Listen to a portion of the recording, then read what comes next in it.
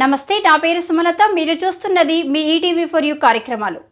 ఓవైపు సింగరేణి ప్రాంతమైన కొత్తగూడెం పట్టణంలో మండే ఎండలతో అధిక ఉష్ణోగ్రతలు నమోదై పట్టణ ప్రజలు సతమతమవుతున్న వేళ పట్టణ ప్రజల దాహార్తి తీర్చడంలో సింగరేణి సౌజన్య సహకారంతో కేవలం మెయింటెనెన్స్ ఛార్జీలతో నడుస్తున్న సుఫలా వాటర్ కేంద్రాలపై ఈటీవీ4 ఛానల్ ప్రత్యేక కథనం ఇప్పుడు చూద్దాం. సింగరేణి సౌజన్యంతో సురక్షిత మినరల్ వాటర్ ప్లాంట్ కేంద్రాలు. ముందంజలో రామవరం ప్రధాన కూడలిలో సురక్షిత మినరల్ వాటర్ కేంద్రం.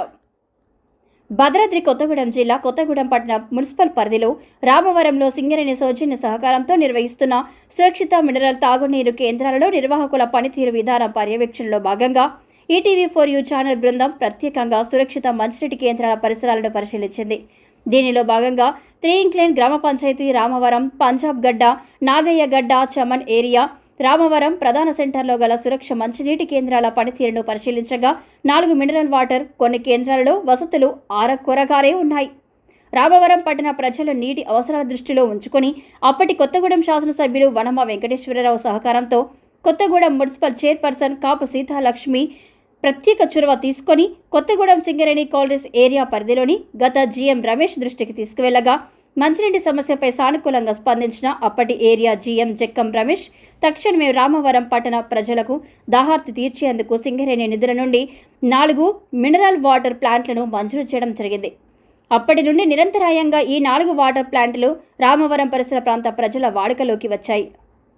సింగరేణి సహకార సౌజన్యాలతో మంజూరైన మినరల్ వాటర్ ప్లాంట్ను మండు వేసవిలో నీటి సేవలు ప్రజలకు ఏ విధంగా అందిస్తున్నారో అనే విషయంపై ఈటీవీ4 ఛానల్ నిర్వహించిన సర్వేలో రామవరం ప్రధాన రోడ్డును ఆనుకొని గల సురక్షిత మినరల్ వాటర్ కేంద్రం ముందంజలో ఉండి ప్రజల నీటి అవసరాలు తీరుస్తున్నట్టు నిర్ధారణ అయింది.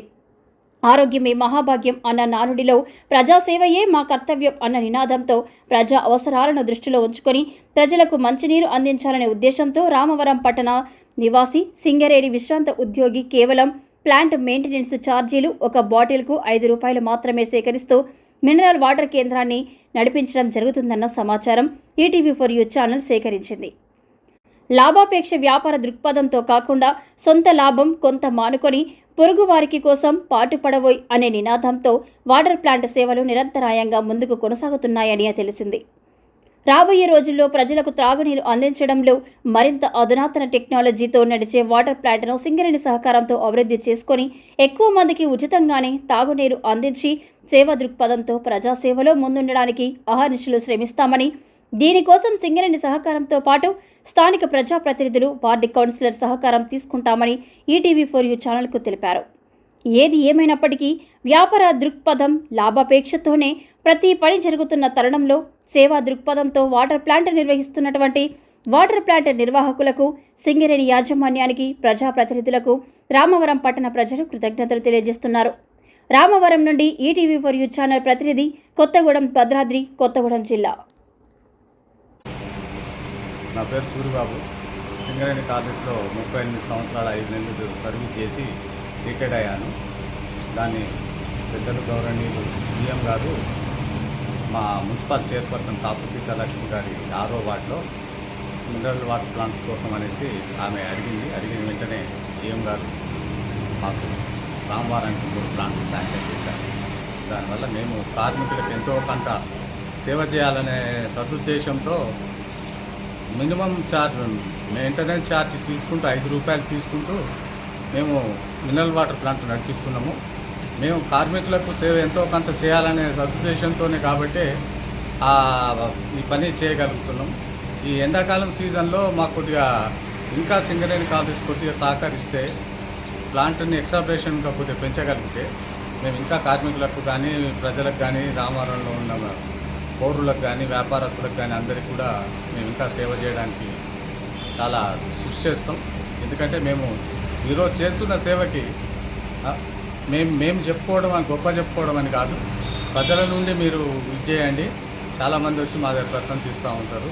జీఎం గారికి కూడా ఈ సందర్భంగా మేము కాళంరాజు గారి సార్ కూడా బాగా కృతజ్ఞతలు చెప్తున్నాం. ఎందుకంటే సార్ సహాయ సహకారాలు చాలా ఉన్నాయి.